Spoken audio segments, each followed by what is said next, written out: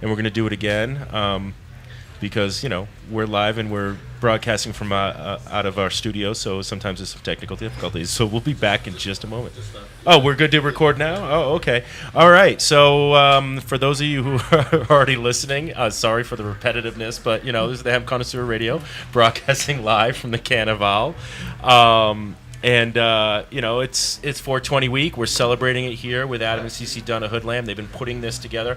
Now, you just, before we started recording, we were just saying that this has been 6 weeks, really, is the organization of this. Yeah, 6 weeks planning. And so it had to come together, everything very quickly. Obviously, next year we're going to start 1 month after.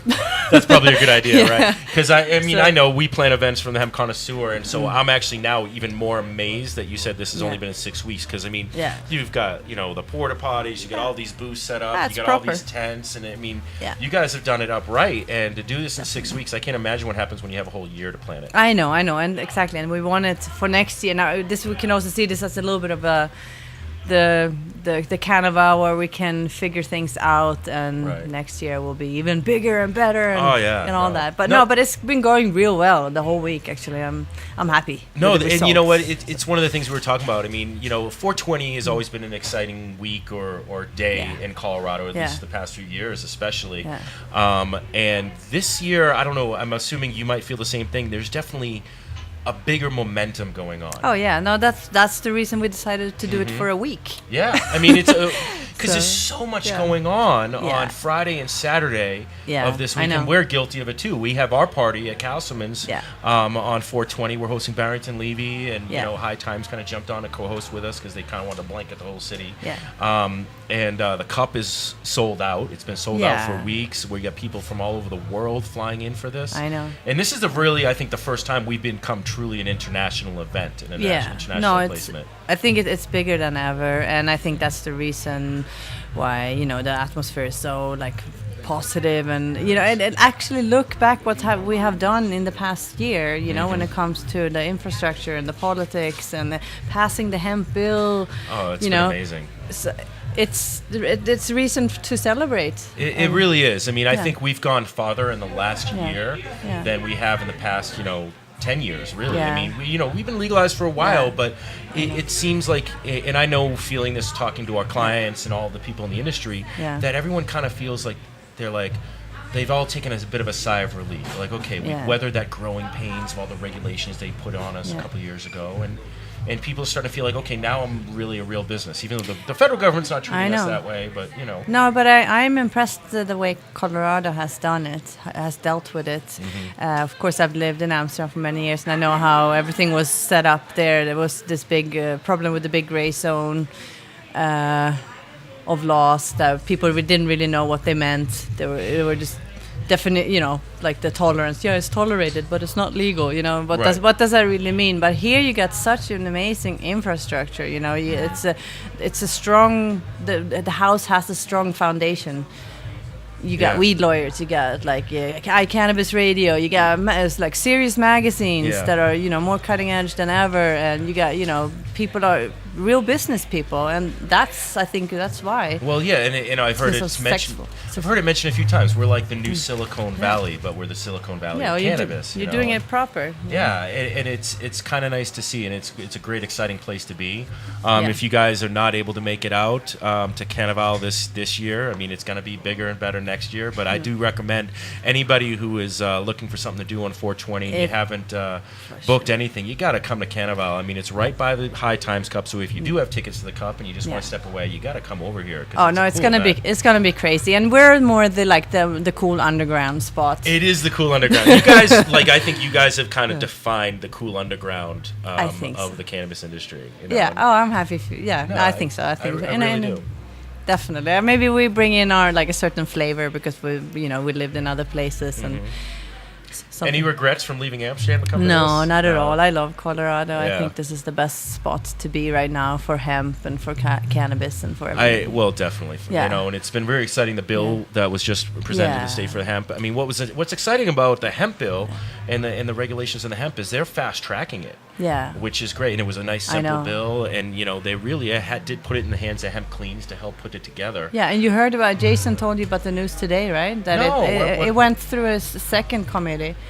Really? Again, anonymously. Oh, see, I hadn't had a chance to talk to Jason yet, which we're going to have to pull Jason in. Yeah, so he was, I came in and he had like sparks in his eyes, sparkles, super happy.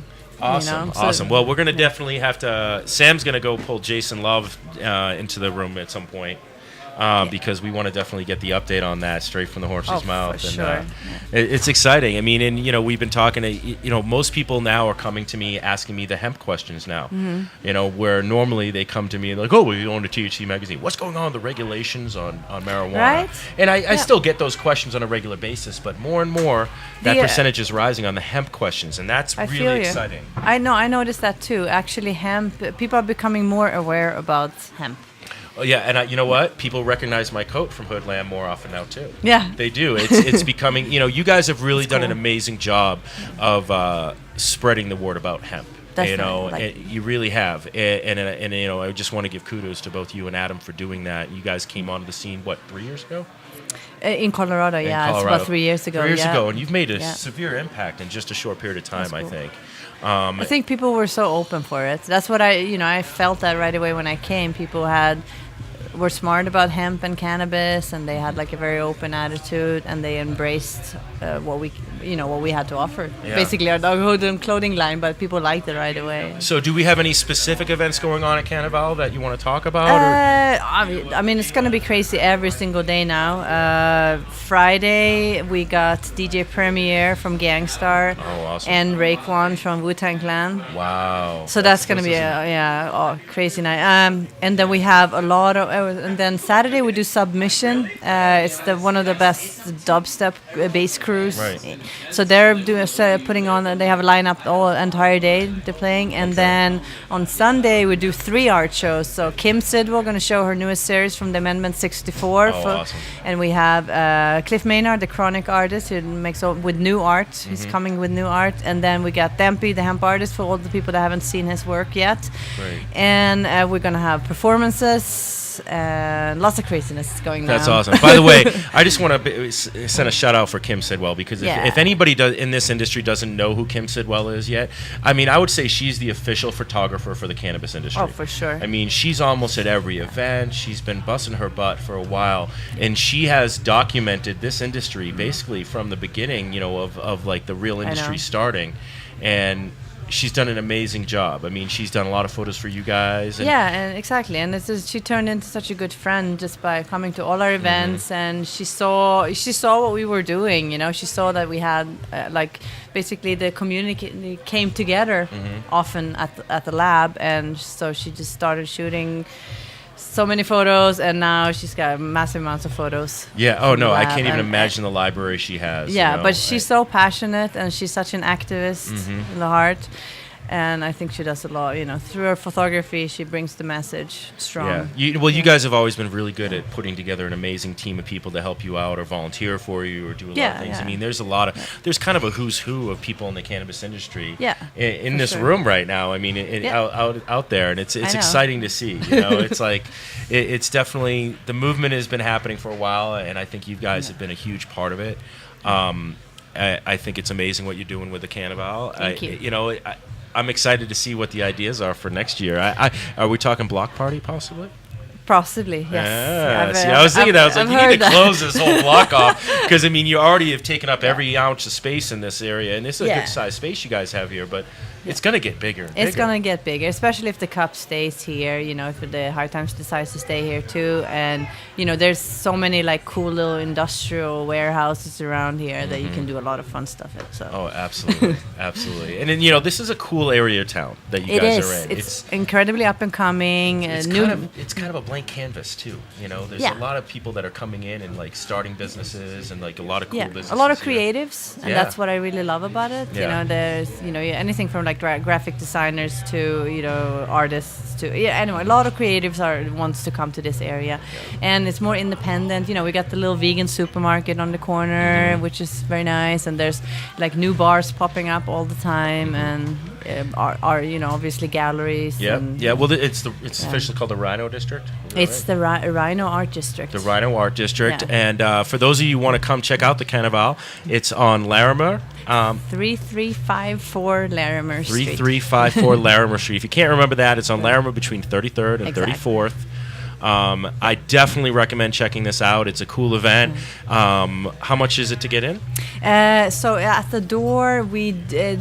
It's $15 at the door. $15 right at the door. But you can actually buy cheaper tickets online. So, okay. Where can they go online? It's canaval.nightout.com. Canaval.nightout.com. Yeah. All right, awesome. So I really recommend you guys coming down here this week. It's going all the way through Sunday. All the way to Sunday. All the way through Sunday. It's an awesome event. This is like really like the epicenter of the movement here in Colorado and where it's happening. And there's a lot of people in the industry that are coming in at some point or another. I guarantee you'll see some of the lawyers that have drafted Amendment 64. You're going to see some, someone like myself, or of course Cece and Adam, and then you have all these great business owners that are popping in. People flying in from all over the world, actually. People flying in. I actually I met a guy last night from Puerto Rico who came for 420 just to kind of be around everything. He didn't have tickets to the Cup because the Cup has been sold out for a while because everybody's buying tickets for that.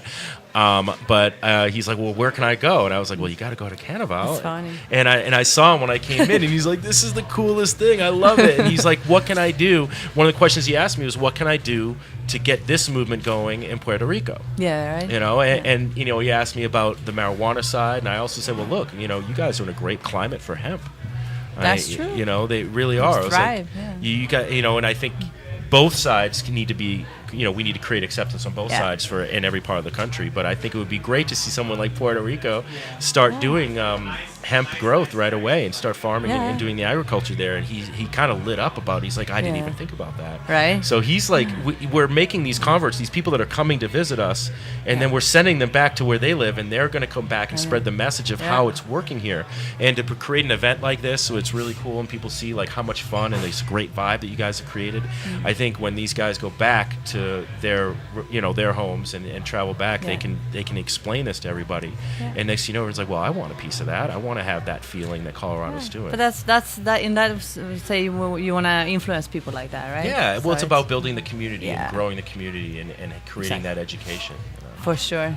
No, I always like your what you have. You should make it that big map of hemp that you talked about, like in Australia, they focus more on plastics. Yes. And, in Canada, that's a good idea. We should probably do that. You're right. That'd be cool. And see what. Yeah. That would be fun. That's a good idea. Hey, I might have to take you on. I think we have to go on a break real quick, and then we'll be back in just a moment. So join us for a special live broadcast at Canaval over here at Hoodloom, right on 3334. 33 and Larimer. Basically. 33rd and Larimer. You can't miss it because you're going to see all the tents out there. So just come to 33rd and Larimer, and you'll see it. All right, we'll be back in just a moment. Thanks for joining us.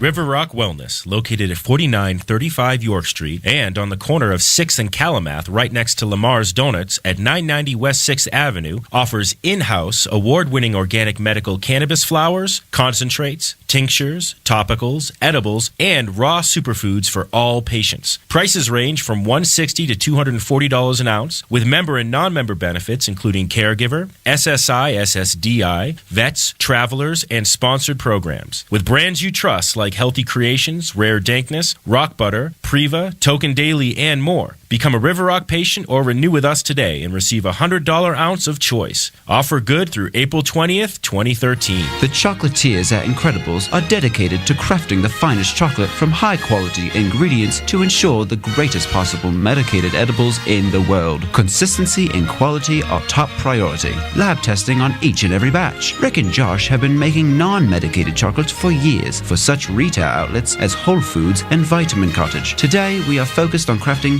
our for award-winning medicated incredible chocolate bars. We are professional bakers, and we believe food should be made from scratch. We guarantee your satisfaction. Have an incredible day. iVita Wellness is committed to compassionate patient care while providing the highest quality medicine at an affordable price. At iVita Wellness, patients can get top-shelf ounces for $150 every day. iVita Wellness also carries pharmaceutical-grade pure CO2 oil. iVita Wellness is located in Uptown Denver on 1616 Pearl Street, open 7 days a week from 9 a.m. to 7 p.m. You can reach us at 303-952-9150 or our website at www.ivitawellness.com. iVita Wellness is Denver's Compassionate Care Center.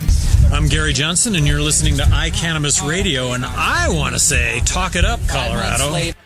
All right, we are back from our break. Cece's taking care of some business right now, so we're just going to fly solo for a moment.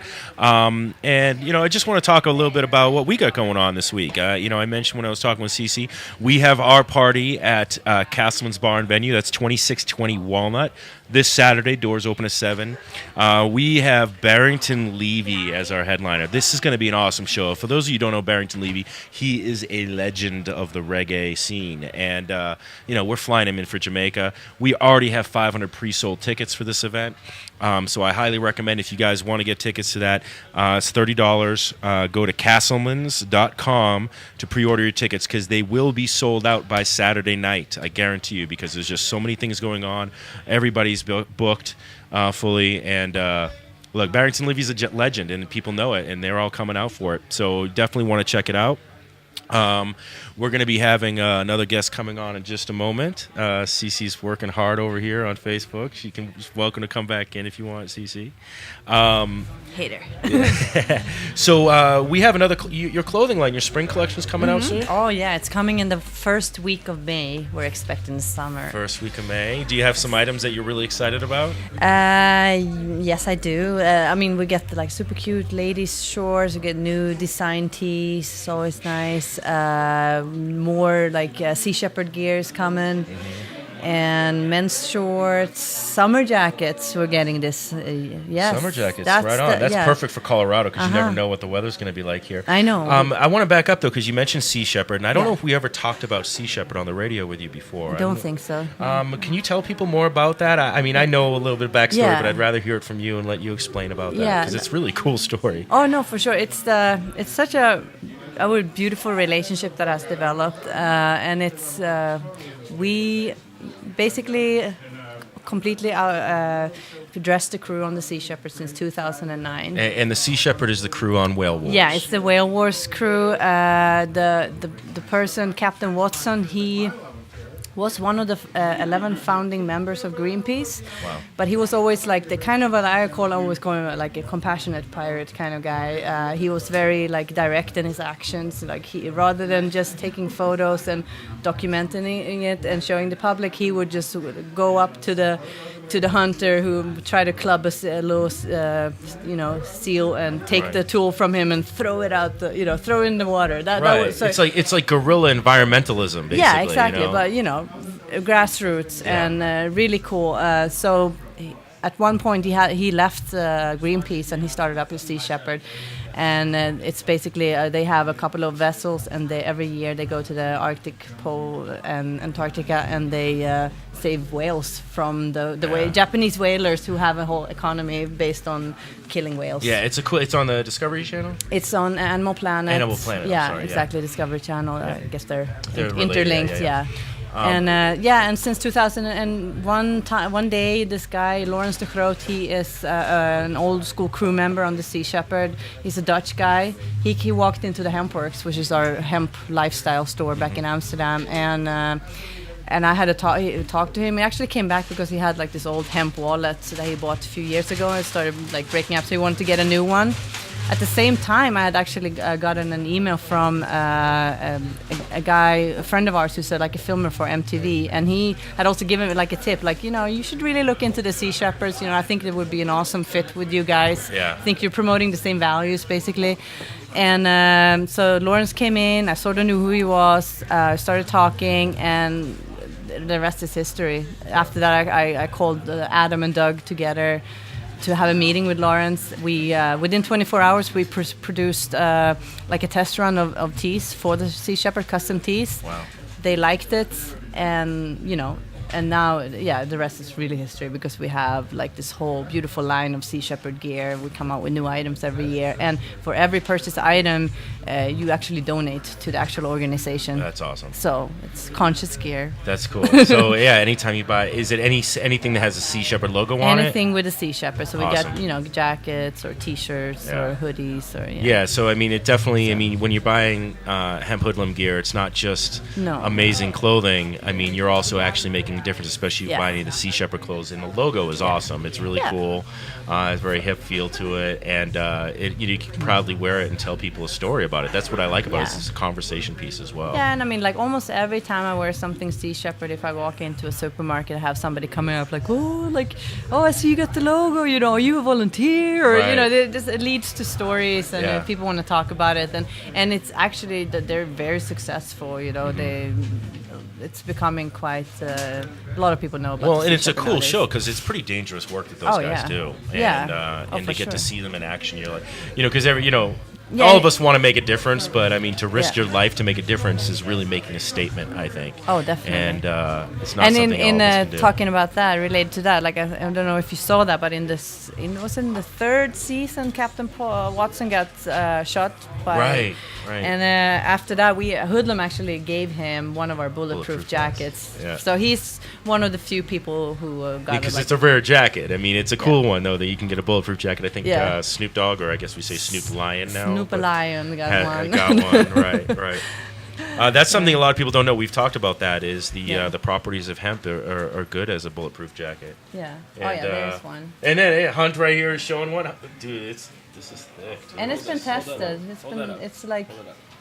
That is a heavy jacket. That is a heavy. I mean, you can tell that like it's not something. It's not something you want to just wear everywhere you go. But it's pretty awesome. So does that mean point blank? Yeah. So a .357 point blank can just be shot right into this jacket and you'll be okay. Yeah. Wow. Piece and everything. Wow. That's amazing, man. This is something that we should be outfitting all our cops with. Could possibly. Yeah, right. And speaking of Hunt, we got Hunt here today. He's going to join us right now, actually, too. He's from the Grimy Gatsby. And we actually just met like 5 minutes ago. And Adam said that we needed to talk to Hunt.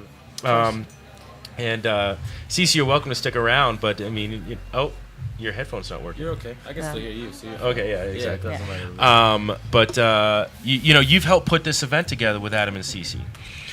From the start. I mean, it's I guess more of a family affair, so to speak. We, I have an office here with them, and we kind of hang out, and it was something that was thought up by a bunch of them a while ago, and so putting it together is just a little bit of like motivation and some production, but I mean, everything from like the entertainment to the music to the logistical flow to promotion, the social media. I mean, we all came together to kind of get done. Well, it's amazing because Cece said that you guys put this together in 6 weeks, and that's. I think so. I would say a month, but 6 weeks is probably like from actual like talk to the doors of opening. That's probably about right. And I mean, it's definitely gone pretty well because there's so much positivity about it. Yeah. Well, and for those of you who have never had to do an event like this or put one together, that is a monumental task to do what you guys did in such a short period of time. And I love that you're just shrugging off. You're like, yeah. Well, I mean, we're not even halfway done yet. So I mean, this weekend is big. We still have to clean up. We still have everybody going well. But I mean, I think the biggest thing is the community of people that have come together is, pretty amazing. From like talking about it on the streets to the people from out of town to friends in Amsterdam to the tents that are going up today for the recreational, but then especially like what we do with new media and digital branding and stuff. Like now we have a whole impact, so to speak, where people are coming here to actually be what the Canaval should be. It's not about a competition. It's not about status. It's just about us enjoying Colorado culture. Right. I think the first time we shared the DigiFlyer, we put it out, it was shared 65 times within a few hours. Yeah. People are all about, people want to be able to embrace it, but this isn't about, trying to establish different things. It's about, you have the people that are making the extracts and the people that are the highest people holding the cannabis cup right next to the people that come to enjoy what it is. Colorado culture to me is a lot different than what this weekend is about for 420. I actually agree with you on that. It seems like, it's all about being inclusive. And we're all together. We're all together. I mean, and like, I mean, it's great that there's all this media attention on the High Times Cup, because it's great to get media attention on what we're doing here in the movement. But it seems like such an exclusive event. It's sold out. You can't get in. I mean, we're broadcasting live, and they're not even giving enough tickets for everybody in our station to come in there. So we all have to do the swap wristband thing, which is kind of silly to us. But I mean, it is what it is. I mean, they sold it out, which it says a lot about Colorado. But I agree. I like this is the type of event that to me is more exciting than just going to like a big old conventions type feel event. I mean, you get to watch it right through the window live here from the studio too, so Exactly. It's different. But I mean, I think what we have here is the community of Colorado culture and what we like to enjoy and how we like to be able to be together, where it is talking about the movement. And I mean, the people talking about the hemp bill that just passed in the Senate this morning, to the people that are talking about their families and friends in Boston, to the people that are coming in from out of town to get ready for the Cup, that it's different here where we're able to open up our doors and have something that Adam and Cece have built from the ground. I mean, it is amazing to put an event on like this, but without years in Amsterdam and hundreds of contacts and coming back from Amsterdam and setting up the old lab and then having the new lab, like, these tents wouldn't be up unless all of those contacts have been made. So it's it's not, I shrug my shoulders, because to me it's like having a huge family picnic for them, but for everybody else it's pretty amazing to see how much Denver has it's transformed to me, from Absolutely. tents here to I keep saying 35,000 people this weekend is a lot, but if we can have as many of our friends and family here, that's almost 2,000-3,000 people alone. Yeah, so right. Now we have that place for people to enjoy, and I guess what I would say is getting away from the chaos that's over there. We have a place where you can relax and talk about things and network and be around something that's not going to be kind of like a sardine can. Yeah, and that's a perfect example. I mean, this is more of a social event. This is a place for community to get together. Whereas when I mean, I haven't even been over the Cup yet. I mean, I will be there soon, but I mean, I don't expect that type of feel. I expect a much more colder feel to it, and it's not going to be as sociable. Maybe. Yeah, more competitive. It's not going to be as social. And look, we throw a championship. We're throwing one in the fall, and that was it was a concerted choice for us to not do it on 420 because it was, first of all, it was just too many things going on anyway, and we didn't want to compete with that, and we really wanted the medicine and the championship that we're holding in the fall to stand on its own and it to be about that. But to me, this 420 week is about what you guys are doing. I mean, the rally is a great thing, but honestly, we kind of joke about the rally on the Civic Center because, what are we rallying about now? I mean, I mean, I think a lot of it is celebration. There's a big part of the people that want to, the 420 is a day, and we here are celebrating Colorado culture for the week. But I think when people come together like this is when a lot of that movement occurs. It's when a lot of the connections happen. It's when next year this will be a stronger event. It will be a bigger event. It'll be something that enough people can come to talk about it. But I mean, I've met people from Virginia to Canada to Amsterdam just in like the days leading up to the Cup, because we are, we are the cornerstone of the hemp industry movement that's going on right now. But I mean, this is nothing that is any different than our Hands on Hemp or all the different movie nights that we do. And I mean, this is just a new thing for people to see how the venue can be transformed. And it's no different. I mean, you're here every day just like we can be here to make it happen. You could do this every day here if you wanted to. Yeah. 3354 Larimer on that free plug right there. That's right, 3354 Larimer. We have to go to another break, but we'll be back with CC and Hunt in just a moment. So thanks for joining us. We'll be right back. The law offices of Edson Maton and Matz provide criminal defense, medical marijuana defense, and advice about setting up and running medical marijuana centers, optional premises cultivation operations, and infused product manufacturing businesses throughout Colorado. With offices in Denver and Aspen, we can offer assistance throughout the entire state of Colorado. Give us a call at 303-831-8188. That's 303-831-8188. Or visit us online at warrenedson.com. Are you a runner? Are you a runner who supports marijuana legalization? Run on Grass is a group of athletes actively seeking to change our marijuana laws. We speak the truth about cannabis, bringing the message through our feet to new ears. Check out runongrass.com to find out more about us, our events, and how to join up or how to sponsor a runner. If you're in the Denver area, please join us for runs or start a group in your area. Running not your thing? Any sport can do it. On grass. Runongrass.com.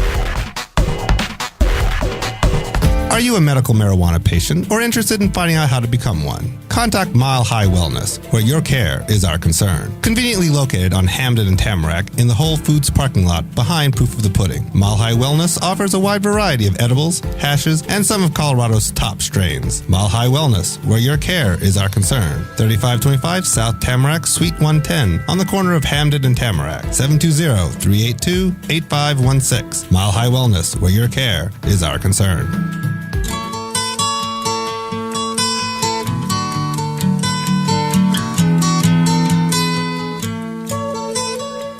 As long as I can hear you, I don't need anything else. All right, we are back at the Hemp Connoisseur Radio, and we have Hunt from the Grimy Gatsby here with us. Yes, sir. One of the organizers for the Canaval. Correct. And so tell us a little bit about the Grimy Gatsby and what you guys do. The Grimy Gatsby was a company that I started about 2 years ago in Aspen. I've worked in the entertainment industry in San Diego, in LA, in Aspen. And I've been involved with pretty much building brands from the ground up for the past 15 years. So Grimy Gatsby was a name that I had back in the day that I didn't decide to use. And then I'm going to grab my drink real quick. Hold on. Okay. Sorry about that, y'all. That's all right. So back in the day when I started it, I had this name left over from doing skate brands and different shoe stuff and things from Element to Birdhouse to opening up clubs in San Diego. And I had this name left over that I never used. So I was thinking about it, and I was like, we'll try this new media, try social media. If it's really about content and it's really about trying to make brands what they are, you don't really have to establish much more than, consistent content and quality and all the stuff that all of my different brands from 10 Deep to A-Life to Information in Hawaii, big ups to Junjo and all those guys, Red Bull, people that I'd skied for, played professional lacrosse for, been involved with, made clothes for, branded for, pretty much decided to take this Rolodex, and I just started to talk about it all. And about a year later in Aspen, I had a kind of a nice following of people that were about the lifestyle, which turned out to be what Colorado culture was about. Extreme sports, the mountains, the snow, boarding, clothes, and obviously here in Denver and in the mountains, we don't have access to things that other people do. So you kind of have to be somewhat tech savvy if you want to have, I can't buy Jordans in the middle of someplace in Aspen. I can't buy Jordans if I go to Glenwood Springs. Right. So if I'm trying to stay as fresh as LA and New York City and I'm in Aspen, I either have to shop at Fendi, or, I have to go over to Radio Board Shop, big ups to them. But everybody else that I had to go do, I had to import things, so to speak. And then there was this transient culture of how people move. My friends from LA would hit Aspen and then go to New York, and so we wanted to have this and I say we as my staff that's all here working too, but this kind of cultural being that can be digital, where you can check out where to get your fashion, where to go eat, where to go party, what your music's going to be like, where you need to be friendly with the other people when you go travel, because nowadays we help relocate people from Delaware to Vegas or from Tahoe to Aspen, or people write in and they're like, where do we get our clothes out of this place? I literally just moved in to downtown Denver. What 5 spots should I hook up? And my staff and I, we're trying to get that lifestyle out, but, we haven't printed on any trees. We don't do anything that's supposed to be in the flesh because, being a guy that owned a dispensary and has grown since I was about 12 years old and coming from a family culture of farming in Missouri, I'm just not about it. So, I had dreads that I've cut off before. I owned a dispensary in a place in Durango that I sold back in 2009. And I lived in Aspen during the whole gonzo counterculture and being with Anita Thompson and those people, and learned enough now that if we can self-sustain, if we can still do what we do, it's never going to hurt in the future because everybody's going to notice that. People now that see our lifestyle, or people now come up to me and are like, hey man, you are Grimy Gatsby in 4 pieces and this and that. It's me, but it's not I'm not the Gatsby by any means. If you read the book, the homie doesn't even hang out at his parties. No, he throws the lavish shit. He's trying to meet a girl. The Grimy Gatsby is more about bringing that to you. You get the same party, you get the same networking ability, you get the same sort of lifestyle of people that are going to be, probably not hard. I haven't drank in 12 years. I stopped drinking in August of 2000. I was playing college sports and got in a bunch of trouble. I played on a Final Four Division I lacrosse team back on the East Coast. I played goalie. I've gone through the whole thing. And Which I decided East Coast team? I went to Towson University, so big up the Tigers. I know. I think they played Penn State last week, and they have Drexel this week, from what my boys told me. My alma mater has got a really good lacrosse team as well. Oh, there you Syracuse. go. Oh, man. I know how that goes. Yeah, they're one of the all best my out boys there. up on the Orangeman team. I played against them many times, for sure. So, yeah, I mean, that like whole lifestyle of being more holistic. I mean, I'm 32. I haven't drank in over a decade. I choose to embrace my Colorado culture. I've lived in the mountains. I've hiked, and skied 4 of the 7 Tetons. I've been able to pull backflips off 80-foot cliffs. I've played lacrosse on 7 different continents. Like, I've been around the world doing what I need to do, but I haven't had to decide to like do that in like a toxifying way, and I've been able to kind of be and spread my rostalivity with that, and that's like the same thing. Like, I get to party and hang out and do it, but I mean, I sleep 4 hours a night. I grind all day. My homies that have been here have known I've been like cleaning snow off the roof. We've been keeping everybody warm, but that's part of the environment. It is. So I think if you need graphics made, to a website, to a digital campaign, to hosting an event, to finding out, we do everything that's creative for your brand, and obviously we get hired for that. But yeah, I mean, even how we do it here, just putting it together. Right.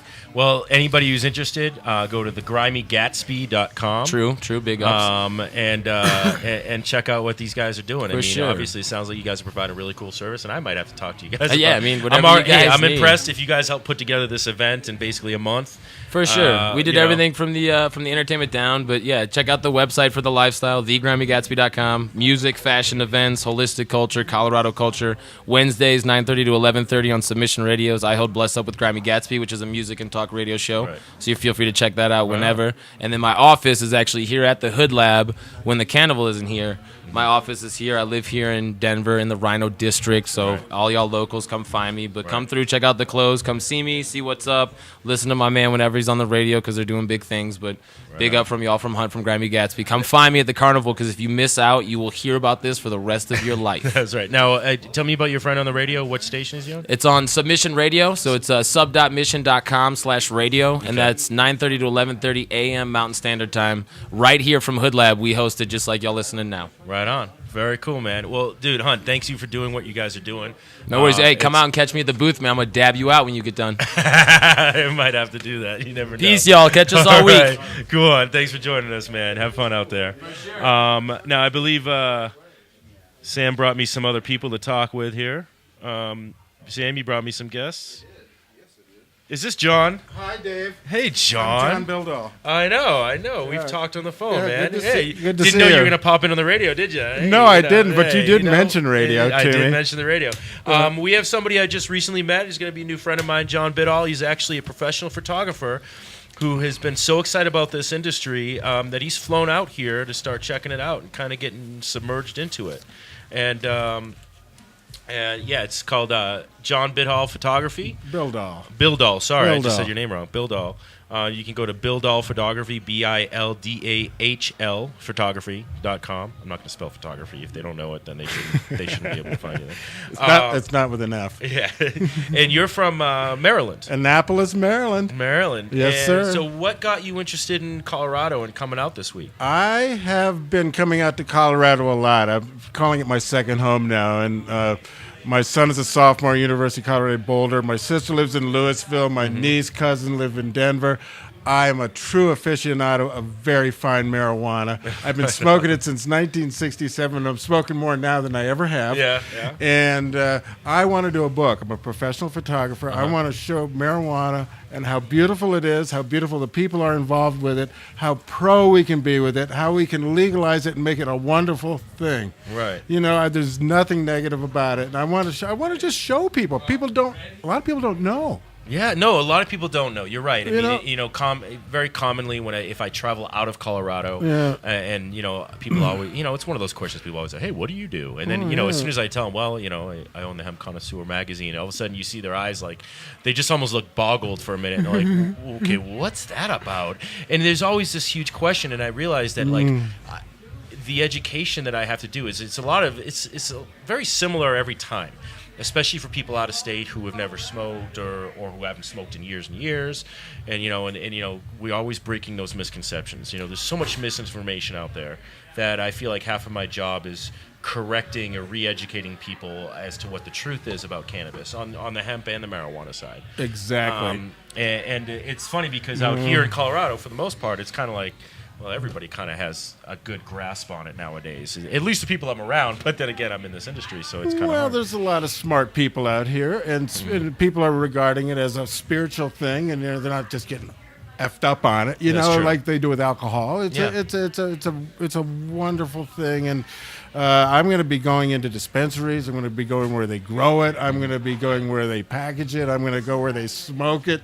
I'm going to, I just really want to show everybody how, what's going on, and and I don't even really know where the pictures are going to end up yet. I'm thinking the art gallery, book. I'm giving away a lot of free pictures. In fact, anybody who wants a free picture now, or needs my services in the next week, I won't charge them anything. Do you have any idea what kind of can of worms you might have just opened up, by the way? Yes, I do. Yeah, I do. But I free photograph. I'll field all comers.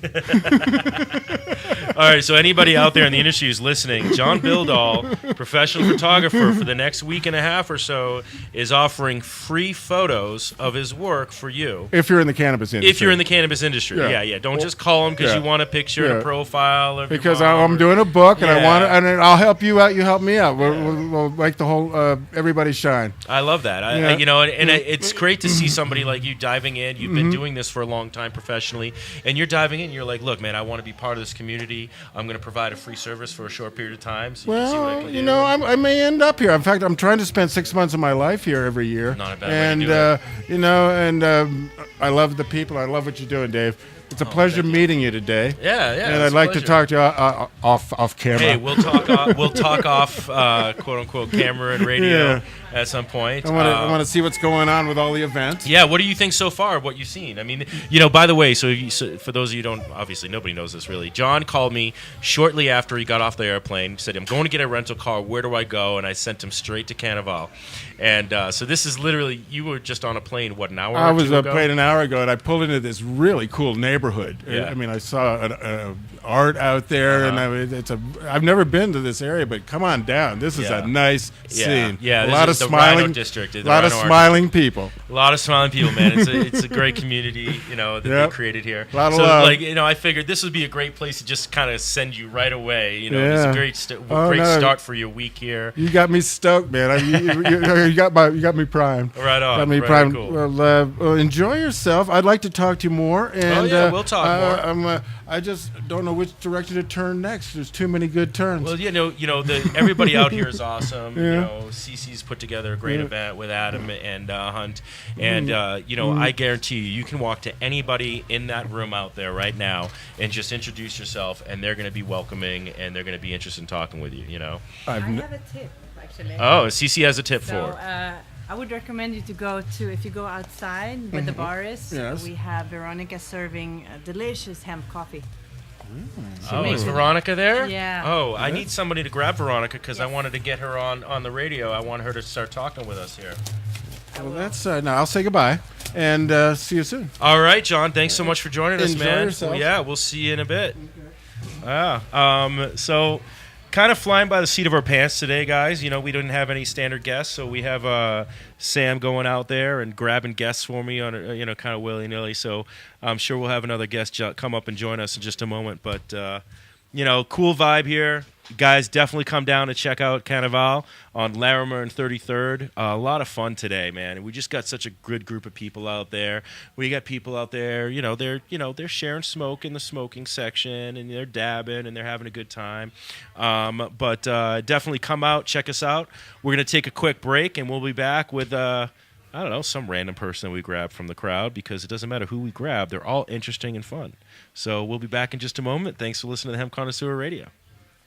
The chocolatiers at Incredibles are dedicated to crafting the finest chocolate from high-quality ingredients to ensure the greatest possible medicated edibles in the world. Consistency and quality are top priority. Lab testing on each and every batch. Rick and Josh have been making non-medicated chocolates for years for such retail outlets as Whole Foods and Vitamin Cottage. Today, we are focused on crafting our award-winning medicated Incredible chocolate bars. We are professional bakers, and we believe food should be made from scratch. We guarantee your satisfaction. Have an incredible day. Whether you are a commercial grower or cultivate as a hobby, No Dough Urban Garden Supply is Denver's first stop for your hydroponic grow needs. With a wide range of products including House and Garden, Botanicare, and Fox Farm, their knowledgeable staff can get you started on your first garden or help you with your well-established business. No Dough Urban Garden Supply is located in downtown Denver at 1330 27th Street, 4 blocks north of Coors Field near MMD of Colorado. They are open 6 days a week from 11 a.m. to 6 p.m. Call 303-296-3424 or visit them on the web at www.nodoughurbangardensupply.com. Call Connoisseur at 1-800-420-5757 for all your insurance needs. Connoisseur understands the risks you face each day, and we are there to protect your business and your investment. Since 2010, Connoisseur has been serving the cannabis industry nationwide. Call Connoisseur at 1-800-420-5757 or visit us on the web at Connoisseur.com to learn more about our insurance and risk management services. Proud member of the NCIA.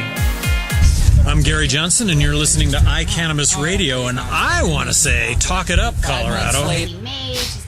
All right, we are back with our live broadcast from the Canaval. I have two very special guests who've just joined me. We have Adam Dunn from Hoodloom, one of the organizers of this event. Say hello, Adam. Thank you, guys. Yes, and then we have Veronica Carpio. Hola. Hola. Veronica makes hemp coffee.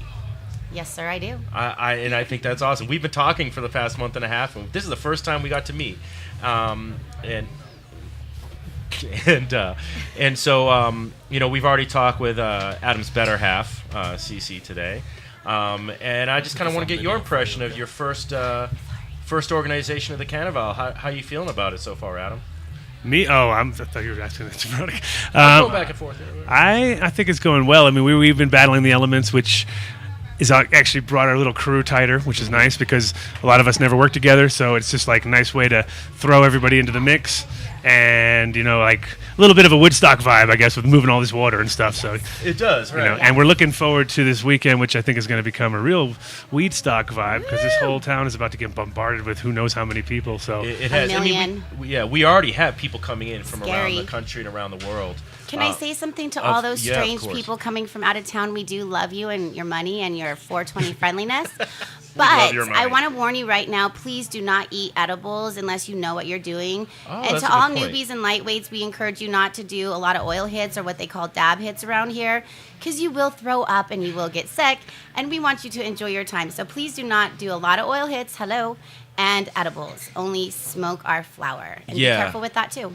No, I think that's a really good point you make, Veronica. We actually did a piece on concentrates in the newest issue of the Hemp Connoisseur to kind of break it down. And I think here it's also a unique thing because of the altitude also combination where, people come here, they just landed at the airport, they went straight to wherever, and it's like they spin out worse than they've ever done before, and not knowing that you really got to get used to it. So that's probably one of the things I think everyone needs to ease into this place. Come here, relax, start slow, work your way up. I think it's a good point because it holds true for alcohol as well. Anything you do here. I mean, it's the altitude is going to get you. Yeah, and even if you're from here, if you go away and come back, it sometimes just nails you again. You're right. It does. It's not always on the first day. That's what I've noticed. It's the second day. Mm-hmm. So people come and they think they're invincible, and the next day they get this strange feeling, and it's not even anything to do with what they're consuming. It's just straight up that their bodies, adjusting to this pressure and stuff. So. And Veronica, you made an awesome point on the dabbing side. It's one of those things that's not for the newbie. No.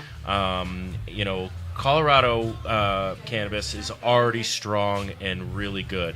And, if you guys are coming to visit us and you want to try it out, I agree. Try the flower first, test it out, and see how you're doing. I know plenty of people out there like, oh, no, man, I'm a hardcore smoker. It's like, no, you have no idea what we're doing out here, guys. Can I bring something else to some attention? Yeah, of course. The Monday after 420 is the DUID bill that is being voted on that we Coloradans and activists have to deal with. Mm-hmm. So we would love if everybody could find, a safe place to consume, not in public. Because we are worried about public consumption tickets. And this event is the perfect event to come to if you don't want to worry about public consumption tickets or any issues like that. Yeah. Now, I want to also speak to the fact that we're sipping on some hemp coffee that you make. And it's actually really good. Thank you. I've never had hemp coffee, so this is the first time, and I'm like, oh, okay. Because I'm kind of a coffee fanatic. I love my coffee in the morning. If I don't have 2 cups every morning, I'm like a zombie. I do love the flavor of it, and I always drink it black. And this is actually really good. I mean, if I wouldn't have known it wasn't coffee, like from coffee bean. Yeah. So how do you guys make the coffee? Well, I never tell my secret recipe, of course. I don't need the secret recipe. Definitely the end result is coffee beans and hemp seed, and it comes either in shelled version or non-shelled version. I like to use the shelled version because it has like tons of fiber, lots of protein, wonderful things along with your shot of caffeine. And where do you get your hemp from? Unfortunately, I order it from Canada right now, but I will be growing it soon. Then hopefully it will also bring my profit margins down. Yeah, of course. And show a really great viable product or the diversity of what a hemp product could be. Now, roasting hemp seeds, is it similar to roasting coffee beans to make the coffee? Or it's not the same. I have like a 5 to 10 step process. Oh, wow. Depending on how the end results of what is either ordered or what I end up making. Very cool. So, yeah, Excellent. It's very awesome. Right One of on. a kind. Yeah, well, and see, that's one of the cool things about Canaval and what Adam and Cece do here at Hoodloom is they're always supporting hemp. I mean, it's not just about the marijuana side; it's about the entire cannabis genus. And we kind of, I said genus, by the way. Genius. Well, we're lucky that that hemp just keeps evolving. So there's always a new product out there, and you can never it's kind of been one of the things that our company's been known for is that we're involved in all aspects of it because it's a lifestyle thing. Yeah. So we're just trying to push that, and get more people involved on that at all levels. And like I said, I've said it multiple times already in the show, it's just a great vibe out there that you guys have created, and it's kind of fun to be able to come to a social community, enriched setting like this to learn more about hemp. I mean, yes, you can enjoy smoking here, which is great, but at the same time, you're going to get an education at the same time while you're having a good time.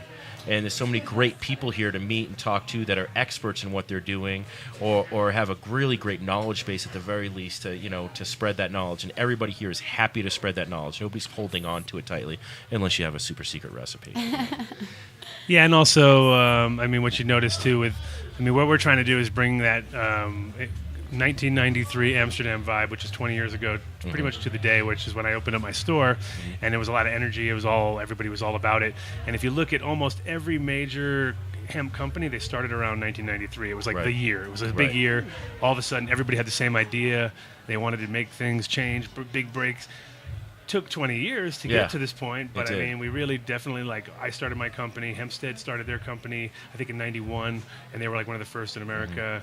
And then Manitoba Harvest started in 93 in Canada. So, and they were all people who came to Amsterdam, came to my store there, saw what we were doing, because we had sort of the same idea, except it was on the 3rd floor, and it was in a weird little spot, and people would come and be scared to come up the stairs. But when they finally got up to the top, they'd see, hemp growing in my store, and I had, tried to, I only was selling what I could sell at the point, which was like a couple baseball hats or whatever.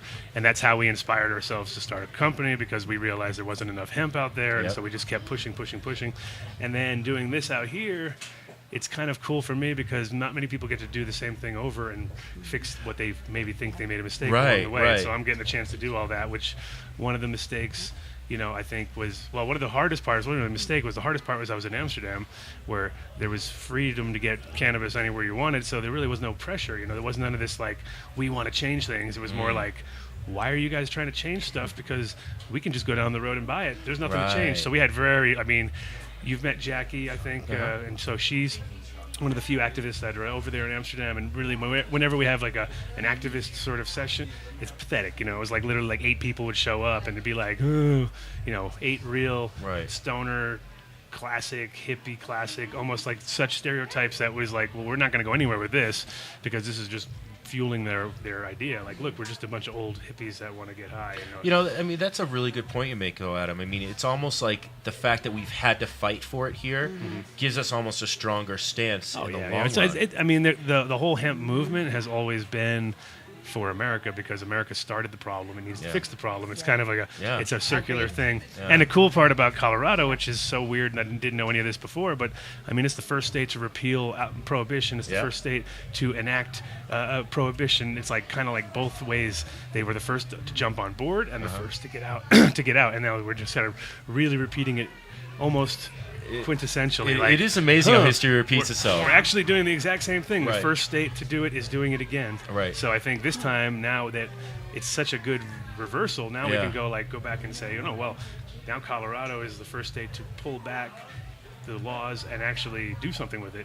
They're going to have a good head start, I think. That's pretty wild to say, and it's amazing how close history's repeated itself, because you know what, people were getting prescriptions for alcohol during Prohibition time from Walgreens, and that's how Walgreens developed, and it went from something like 8 stores to 400 stores in a year.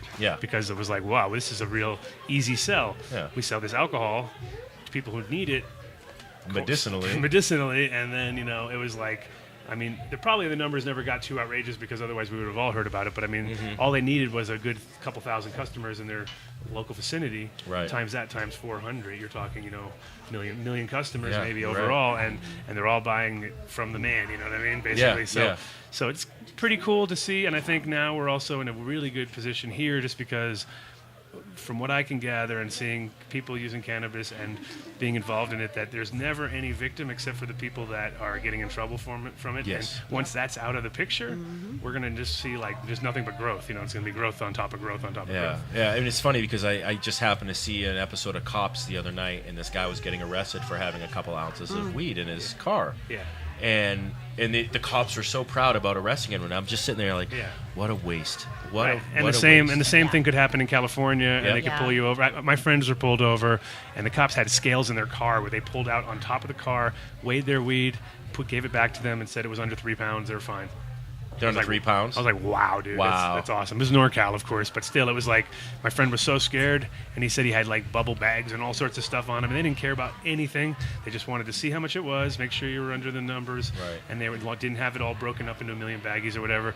But it was just like such a different mentality. I was like, wow, that doesn't even happen in Holland. I got arrested in Holland for a DUID right before I left. That was one of the reasons I left, because I thought, wow, Amsterdam, the cop was asking me because you smell like cannabis, so are we in Amsterdam? So I had this whole realization that the whole world had shifted, and the draconian American mentality had come to Amsterdam, and America had finally broken down financially and just every which way, and has no way to fight this, and they're figuring out that it's better to go with it than it is to fight it. Yeah, it's finally. And I think a huge percentage of it is financial, because if they had the money, they'd still, because they're making money every day off of this. That's the thing. It's a money maker for them. They're making money off of So the reality is that they're not being legal too. They don't want to lose money. Never do. Yep. No, it is. It's always about the money. It's the thing I always tell my staff on the writers when they're looking for a reason for something. I'm like, follow the money. Yeah. And, I mean, that is not a new adage or anything. No, not at all. And that's the thing is, what people are finding now, though, is the reality is that when legalization comes into effect, then the money part is less important, because the profit margins drop. People the real ones who are dedicated stay in the game. The ones who are in it for the money figure out that it's no longer fun anymore because it's actual work. And then we're back. Then we get to a reality check, where everyone's like, because you got to take on. We're farming against the grain, because we're farming indoors under lamps, paying the electricity, building these things. We're doing every kind of thing we don't need to do. All we need to do is tear the roof off the place and use the sun, and we'd all be in a better place. But well, there is an inherent difficulty in that, though. If we're talking about legalization of hemp, and now we're growing marijuana outdoors, now we have to worry about the cross pollination. So that's going to be an interesting issue to have to contend with, I think. Well, the thing is, it's also very predictable, though, because it's only a certain time of the year. And what we can do is we could literally track the pollen, and we could announce the pollen to the people so they know, hey, on March, or on June 1st, there's going to be a huge pollen cloud covering Boulder. You might want to make sure your HEPA filters are in check, and or have water walls. I mean, there's ways around it. I've seen greenhouses grown in between seed crops. No problem, because all they have to do is have a water wall where the air has to pass through water. Oh, really? It's just like a bomb. Then, it's water just like a water pipe, and it filters all the pollen out, because the pollen sees water. It hits the water. Makes perfect sense. So you can do it. I mean, I've seen it literally right in between each other on a field. Well, and we're in a good position now, because we're just creating that industry on the hemp side. And it's the least of our problems. Exactly. Right. Colorado growers are very innovative. I think we'll be okay, everybody. Don't worry about the pollen, guys. No, it's definitely not a reason to slow us down. That's for sure. Well, and We could grow some super hemp also. Let me tell you. The other way around, little reversal, like little our pollen hitting their plants. Yeah. Well, this is the master Adam behind me. Yes, it is. He knows what he's talking about. That's for sure. And that has been one of the things I mentioned to Cece is I'm getting more and more questions on the hemp side of things lately, which I'm so psyched about because everybody always goes, "Oh, you're on a hemp connoisseur. What's going on in the cannabis industry?" And they're obviously referring to the medical marijuana side or the adult usage side of the marijuana. Well, now you also get to use the name properly because when you're a hemp connoisseur, you definitely don't want to just know about cannabis. You want to know more about hemp, and that you're going to end up with literally thousands of story potentials coming off the hemp, which is nice. Yeah. And at a certain point, one of the reasons Amsterdam got a little tiring for me and over was because you can only enjoy going out and be like to a little shop like that and sitting in a little place. After a while, it's like okay, then they're done that. Exactly. And it's all tourists that are at those shops. Sure. And the locals that are there are usually pretty lame, I have to say, because they're all just like sleeping in the corner. And I think we are going to get to. I mean, everybody's very excited about it right now, and I mean, it's funny because it is almost passé for a lot of Coloradans now to, okay, so there's all these cannabis clubs, and that's great, and I'm supportive of all that, and it's all about freedom. And you go to them, and you're like, okay, that's cool, but I could do this at home. Yeah, and that is part of the funny part of this whole thing is that all we want to do is real simple stuff. Yeah. None of us are like going OTT. I mean, I've been to plenty of parties with alcohol, tons of alcohol, or other consumables of any type, and people going off the chain. Yeah. And pretty much every weed party I've ever been at has been, really heavily social, a lot of talking, a lot of, the music is secondary a lot of times. You're right. And it's not the most important thing is, being the head inside the speaker or something, it's a different vibe. And so I think what happens is we get like people who aren't familiar, they come in and they're like, oh, okay. It's a little bit like the first time you smoke. Everybody's expecting like fireworks and explosions. A And big then puff cloud coming out the door. Yeah, like, exactly. Wait a minute, what happened? I didn't really... I think cannabis clubs are Usually really other people important. tell you. They they don't even have to be a cannabis club. It just needs to be a cannabis-friendly environment or business. Mm-hmm. I mean, those are definitely a must down the road. I absolutely agree because it's about exercising your rights. Unfortunately, every city has tried to ban them currently in moratoriums, but there's a historical lawsuit going on right now, so hopefully they win. I don't think it's possible at a certain point because what they're trying to do, by the idea of saying you can't have adults getting together to do something they're allowed to do. We are allowed to assist each other. It doesn't make any sense. No, it doesn't make any sense. And I think even if some cities do ban it, eventually that door is just going to keep opening wider and wider. I think there's going to be those cities that are going to allow for it. And it is really odd is that Denver has been talking about banning them. Yeah, I know. Out of all of the cities in Colorado to ban it, Denver, I mean, are you kidding me? That's Hancock bizarre. is a hater. What? Hancock is a hater. Hancock is a hater? That's all I have to say. We do love Boulder County, though. Boulder County has been awesome. Yes, they have. And then, bizarrely enough, El Paso County, which is the worst county to be a cannabis business owner in. And we reported on that in this issue about Dan May, the district attorney there, who's just crazy. They have 3 cannabis clubs right now. They have Club 710, the Lazy Lion, and then Studio A64. And from my understanding up to this point, they've been left alone, which is amazing to me to happen in El Paso County of all counties because they've been so crazy Nazi about it. That's good. It's really the city councils who have been the problem in the other municipalities. Well, and it's funny because there's this comment, they're like, well, we don't want this. And the question I was always like, well, why? Why don't you want this? Oh, well, because, the kids. I'm like, well, they're not allowing kids in. Right. So the one in Lafayette was a beautiful example. Unfortunately, the city council thinks they know better than the voters. Yeah, well, it's our government tends to be like that. I mean, you can go to look at our gun bill, where 90% of the people in this country, or 95% of the people, want stricter background checks and everything, and yet, Congress said, no, we don't care what you do, even though we're supposed to represent you. And that holds true in so many issues. I mean, that's just one example of it. But, I mean, it's amazing to me. And there was one state representative, I can't remember his name off the top of my head, but he was trying to get a bill passed to allow parents to bring their kids into bars and give them alcohol. Oh, yeah, I saw that, and it definitely didn't pass. Yeah, I know. Yeah, I did see the same that. person was kind of shocking. is all worried about cannabis. And I'm like, wait a minute. That wasn't Senator King, was it? I can't. I don't want to say which senator is unless I had it verified. Right. I just know that this has actually happened. And to me, I'm just like, how far up your ass is your head right now that you're worried about passing a bill to allow parents to have their kids drink in public, but yet you don't want to allow a cannabis club to exist where it's only adults? I mean, that's insane to me that's even a conversation that's happening. Yes. You know? But yet that's how our politicians think sometimes. It's good to know that there's that extremely out there people, though, so we can always point fingers and say, hey, at least we're not that bad, Yeah, well, you're right. I mean, it's just funny when you're like, wow, they still make people like you that think this way.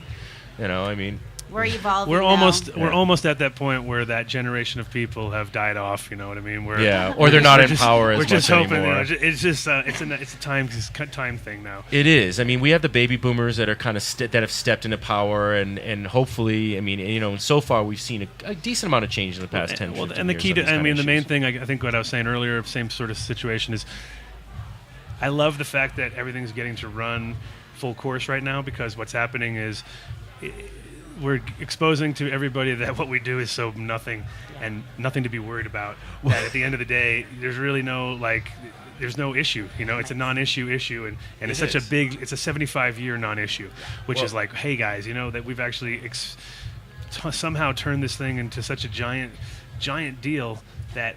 The reality is probably all these 90% of the people that are into it right now wouldn't even care, because it is such a benign, mellow thing that it's at the end of the day, it's only been hyped up to what it is, and it's actually great because it's like this it's another emperor whereas no closed situation, but in a reverse where everybody has this. I mean, this thing is really important. This plant's really important. It's got medical aspects. It's got all sorts of great things. Yep. But because of the fact that it is so mellow, and it is so relaxing, and it kind of always has a harder time getting further down the road, because we're not. I mean, if this was cocaine, we would be like fighting for it 24/7 round the clock. Oh, you're right. Building giant crystal pyramids to orgies in the bathroom. Right. But instead, because it's a cannabis thing, it's obviously that's always been our little kind of like handicap. We're peaceful. Little handicap where we're just half the way. All we really want to do is just chill out. We're not in people's faces about it. No. It was funny. I had a conversation at a bar last night. And I don't drink, but I'm at a bar and we're talking about alcohol, and we're talking about cannabis, and one of the things I said is, as a statement, I was like, for the most part, cannabis is boring. I mean, it's exciting, everything it does, but when you're in a social setting, like you said, you have great conversations. It's an awesome experience to be in a social setting with a bunch of other cannabis smokers. But at the same point, the exciting stories are from out. They always generally say after the fact. The exciting stories are like, well, we got really drunk that night, and then this happened, and next thing you know, I was arrested, or this happened, and those stories are not actually good stories, but they're exciting, and they have a lot of great tales because of all the craziness people do. Sure. But when you're high, it's like you're not going to be like, oh yeah, and then next thing you know, we went cow tipping, and so you don't do those kind of things. Right. No, you just sleep really comfortably in bed that evening. Yeah. No, it's like Dave Chappelle. It's like Dave Chappelle would always talk about how white people would always talk about the last time they got high, and it was actually true, because I've sat in rooms with people, and it's like, wow, they're just sitting here, kind of just talking about the last time that they were sitting in the same room, saying the same thing, but they're enjoying it, and that's actually part of the whole deal. Is like if the conversation, it's not that it's not going anywhere. It's just as engaging as it may, as somebody telling a super exciting story. It's just that their thresholds are less. They don't need to be so excited. Well, and people, I think when they're high, they actually have. You're right. They have a more engaging conversation with a person. I mean, once in a while, you might zone out. You might fade out. Yeah, a lot of times there's a lot of the. What was I saying? What was I saying? Yeah. But at the same point, I mean, when you've, I'm sure you guys have been around people that are high on coke, and it's like they drive you crazy. Yeah, no, they're intensely focused on something that you really don't see, and then you're trying to. It's definitely a different genre of people. Yes. Same with alcoholics, drink alcohol. I drink, but I try not to get to that point where I can't. People don't understand me. Yeah. And you've sat. The worst is when you end up at a party like it's a couple hours late, and you're the only one, and you're like, wow, dude, I can't even understand what these people are talking about. And then you kind of like, you'll never catch up. You know what I mean? You can try, but it ain't gonna work. Yeah, exactly. Well, we have to go to another break. And then we have another guest who's going to be joining us. Jason Love is going to be giving us an update. No? Oh. Yeah, I will. Yeah, you will. Yeah, I knew you would. Come sample some free hemp coffee at Canaval. Yeah, come see Veronica and sample some hemp coffee. Shout out to Jason and his wife. Yeah, it's really good. Thank you so much for joining us, Veronica. You. We'll be talking to you after we get off the air some more. It's a pleasure meeting you finally. Thank you, Adam, for joining us today. We'll be back in just a moment. We're going to get an update from Jason Love about what is going on in the hemp lobbying right now with the hemp bill, because I heard there's some really exciting news that happened today, and I can't wait to hear it from the horse's mouth. So we'll be back in just a moment. Thanks for listening to our live radio broadcast at Canaval. Come down and check it out. We are at 3354. Thank you. I keep forgetting. 3354 Larimer, or just Larimer 33rd. You can't miss it. There's tents everywhere. So we'll be back in just a moment. Thanks for listening. River Rock Wellness, located at 4935 York Street and on the corner of 6th and Calumet, right next to Lamar's Donuts at 990 West 6th Avenue, offers in-house, award-winning organic medical cannabis flowers, concentrates, tinctures, topicals, edibles, and raw superfoods for all patients. Prices range from $160 to $240 an ounce, with member and non-member benefits including caregiver, SSI, SSDI, vets, travelers, and sponsored programs. With brands you trust like Healthy Creations, Rare Dankness, Rock Butter, Priva, Token Daily, and more. Become a River Rock patient or renew with us today and receive a $100 ounce of choice. Offer good through April 20th, 2013. Whether you are a commercial grower or cultivate as a hobby, No Dough Urban Garden Supply is Denver's first stop for your hydroponic grow needs. With a wide range of products including House and Garden, Botanicare, and Fox Farm, their knowledgeable staff can get you started on your first garden or help you with your well-established business. No Dough Urban Garden Supply is located in downtown Denver at 1330 27th Street, 4 blocks north of Coors Field near MMD of Colorado. They are open 6 days a week from 11 a.m. to 6 p.m. Call 303-296-3424 or visit them on the web at www.nodoughurbangardensupply.com. The law offices of Edson Maton and Matz provide criminal defense, medical marijuana defense, and advice about setting up and running medical marijuana centers, optional premises cultivation operations, and infused product manufacturing businesses throughout Colorado. With offices in Denver and Aspen, we can offer assistance throughout the entire state of Colorado. Give us a call at 303-831-8188. That's 303-831-8188. Or visit us online at warrenedson.com. I'm Gary Johnson, and you're listening to iCannabis Radio, and I want to say, talk it up, Colorado. All right, we are back at our live radio broadcast from Canaval. Thanks for listening to Hemp Connoisseur Radio. We have one of our favorite guests, a recurring guest here today. Thank you very much for saying that. Jason Love. Look, for those of you who haven't listened to our radio show before, Jason Love is probably one of the most integral people in Colorado to get hemp legalized here and to really push it through. A little backstory, he helped write the House Bill 1099, the phytoremediation pilot project, which passed before Amendment 64. So in a sense, for lack of a better term, Jason got hemp legalized before we got hemp legalized in Colorado. It's a pilot project. Don't tell anybody that. I won't tell anybody. Yeah, but too late. The phytoremediation bill was pretty genius, actually, in the way it was set up as a research and development project to find out what we can do with hemp here in Colorado. And I know, Jason, you have some really exciting news going on, so I'd love for you to share it with my listeners. There has been an amazing amount of excitement and momentum, and really things have been happening so quickly. It's hard to actually get to the committee hearings, or in this case today, the Senate hearing on the hemp bill. I was headed up to Denver today to go to the Capitol and expecting to testify on the Senate floor about SB 13241, which is the industrial hemp it's legalization, folks. Mm-hmm. A lot of people look at it as it's limited to 10 acres, and it is for research and development, meaning that we can start to explore plants beyond the 0.3% level of THC. And so we can start to explore what else is out there above those levels, which is a huge opportunity. So it's not limitation, folks. Really? You didn't have the opportunity to do this before. So It's not about the numbers, it's about the opportunity we are at right now. Now, that said, if you want to be a commercial grower and you are a farmer, there are no limitations. You register, and you tell us where you're growing, what you're growing. You do geofencing, which is basically GPS coordinates of your field. And the agricultural department will probably issue a registration permit. Now, keep in mind, we still have to come up with all the regulatory system. This bill is just saying, yes, we are here, we're going to do this, and so the next year is going to be putting those regulatory systems into place. So how soon before seeds go in the ground? 3 weeks, folks. 3 weeks. We've got Mike Bowman, a farmer out in Ray, Colorado, who's planting 100 acres of awesome. industrial hemp.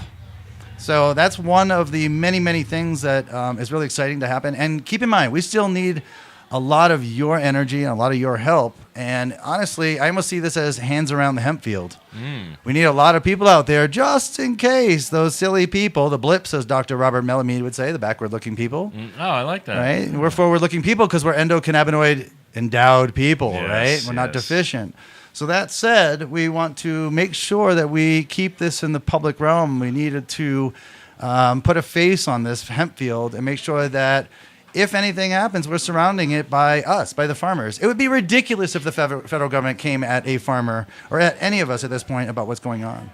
Well, and I think that's a great point. I mean, it's silly. It would be silly. It would be silly, but it would be nice to have a little community in place to, just in case something like that were to happen, that all of a sudden we have an army of people there to defend those farmers and their rights to grow. I kind of see it as maybe defend, but I see this as a celebration. We should all be there to celebrate and support. This is a community effort. This has gotten here because of everybody who's helped me and my team from Hemp Cleans to get here.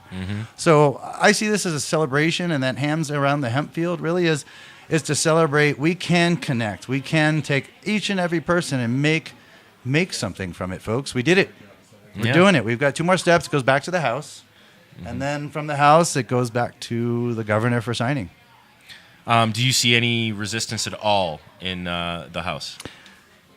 I don't foresee that resistance. I mean, the resistance can come at any moment. All right. Things can change. I am so thankful that the first committee was unanimous, the second committee was unanimous, and now the Senate floor with a no vote, it just sailed through because it's non-controversial. Well, and I think that's a good point. I mean, honestly, here, I'll answer it this way. Yeah. If a House representative does vote against this, they just destroyed their career. Oh, they're going to look like idiots. You're absolutely right. And I think that's what's nice is the pressure, the political pressure that's going to be put on them to just go ahead and pass it, because everyone's going to be like, well, what's wrong with you? Why aren't you passing this?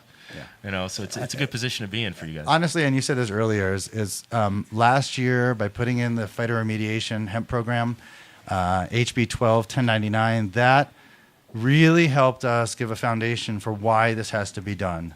The data is demonstrating that the plant can remediate soil contamination. And so that project is moving forward as well. And by the way, that bill is repealed with this new bill, which is a very good thing because it moves all the jurisdiction from law enforcement and the health department to agriculture. That's awesome. See, Isn't that cool? That is really cool because, and I think that's a really important point to make that I don't know if a lot of people can grasp when they hear that, is before talking about hemp, it was a law enforcement regulation where really, come on, why are they regulating hemp? There's no reason for them to even go near it. Those of you who grow corn and tomatoes and things like that in your backyard, do the police come and check on you? Exactly. You want them there? I'm sure we could write a bill to make that happen. I'm sure we could, but it just seems ridiculous. Well, wait a minute. So this brings up another thing about politicians. People keep telling me, oh, you're getting to be a politician or going into politics. I'm like, no, not really. I just actually want to get something done here. So Yeah, I mean, and I don't think anybody's helped progress hemp in Colorado like you have in the past couple of years, Jason. Thank you for saying that. I appreciate that. And again, this really has been a team effort. So. No, absolutely. It has. I'm not saying that you've been the sole person, but you have been, I don't know, the person who's been the biggest catalyst for moving this forward. If that's the right term to use. But you've put together a great team with Hemp Cleans. Anybody who has not checked this out, and I plug this pretty much every single show, go to hempcleans.com and sign up to be a volunteer. Do whatever you can to help these guys out. And if you can, donate. This doesn't happen with nothing, although we've done it so far with almost nothing. Yeah, I know. No, it's been a pretty amazing task that you guys have accomplished with very little funding.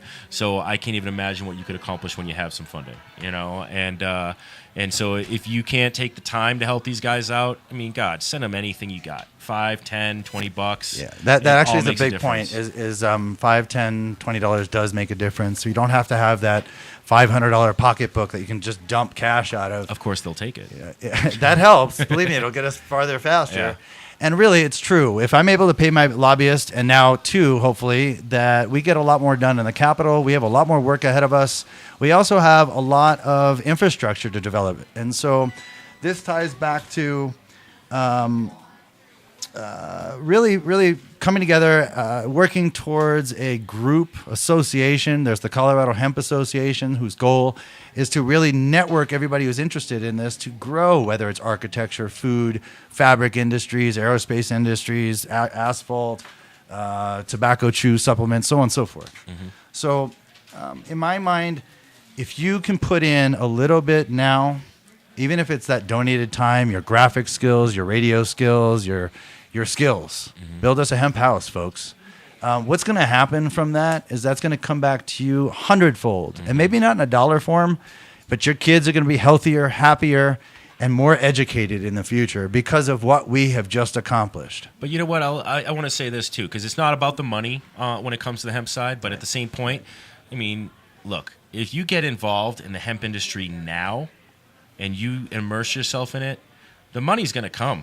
Because you're going to be at the seedling stage of this industry in Colorado. So anybody who volunteers now and really wants to submerge themselves in it, you probably are going to have a really good seat at that table for the next 20, 30 years if you want to be involved. Yeah, this is a lot of people are saying to me, you just created the brand new Silicon Valley or the new television set or the new radio. I think it's bigger. I think so too. I think it's bigger. I think so too. It's actually all of those things combined because that's what hemp can do. Hemp, it's funny. Hemp Cleans has been a really fun project for us because I always people ask me, well, what is Hemp Cleans? And I'm like, well, what do you think it cleans? And people say, oh, it cleans my kitchen. I'm like, okay, cool, it cleans your kitchen. Some people say it cleans that oil spill in Alabama. Yep. Oh, cool, yes, it can do that too. Oh, it cleans those aromatic hydrocarbons over by the old silos, the missile silos out east. Mm-hmm. Oh, okay, yeah, let's do that project too. Really, folks, don't let your imagination be limited. Mm-hmm. Jump outside that box and keep reaching because what I'm seeing now is really just the beginning. And I tell you, I've been all over the place seeing infrastructure for hemp in various countries. And what I see is that we are very similar to what happened after World War II. Not that we were just destroyed, although financially and infrastructure-wise, yeah, we were. Yeah. Thanks, politicians. Yeah. But in that sentence, what the opportunity is just after Germany and China, Japan have done, is they leapfrogged us with technology. Mm-hmm. We can install a infrastructure of production and processing in this state that will far surpass the technologies that exist currently in most, if not all, other hemp producing infrastructure. Yeah. So that think about that. Yeah, it's pretty amazing. We're gonna have to. We've gone obviously way over on our show today because it's a fun show and we have some great guests who fun. Jason, sorry, I'm having too much fun. I'm all giddy. You can tell I'm giddy. He's totally giddy. Jason, thank you so much for everything you do. Thank you for giving us the update on what's going on in hemp in Colorado, guys. Really check out hempcleans.com. They're an awesome organization. They're the ones that are doing everything right now for this hemp industry here in Colorado. So if you guys want to get involved, they're the point people to talk to. They really are. So I definitely recommend everybody checking out hempcleans.com and volunteering, donating, doing whatever you can to help them out. In the meantime, look, come check out Canaval. This is such an awesome event here going on right on Larimer so 33rd. Cool out here. Yeah. It's so much fun. Before we go, I have to do a shout out to Boston. I'm from Boston area, and I haven't lived in there since I was high school, but my family still lives there, and the town hall is very near and dear to me, and I just want to talk about, we talk a lot about Colorado and how awesome we are here in Colorado, but you know what? The United States as a country and, people in general and humanity really steps up when tragedy occurs, and I have been nothing but impressed and inspired by the people of Boston and their reaction to the tragedy that happened on the marathon. And I just want to send out my thoughts to everybody out there, my family, everybody who's involved and who's been affected by this tragedy, and really to all the people that are working very hard to find out who is responsible for it. there's definitely some great sites out there to donate to help anybody who's been injured by the disaster in Boston. I recommend anybody checking that out as well.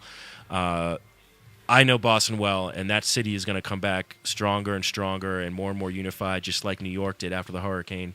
And I just wanted to dedicate this show to Boston and the people out there for everything that they've dealt with. Yeah, look, Stephen Colbert actually did a really eloquent opening to his show yesterday, and I recommend everybody checking it out. I think he pretty much nailed the people of Boston on their head, and he's like, look, this is a place where democracy started in the United States. This is the place where the revolution started, and nothing like this is ever going to get the people of Boston down. Nope. And it just makes them stronger. Just like, the fight that we've had here has made people stronger and stronger, and people in Colorado a better community for it. And so I just wanted to send that out. I love you, Boston, and thank you for inspiring the rest of the country and the world for your reaction to the tragedy on Monday. That said, everybody come down to Canaval on Larimer and 33rd.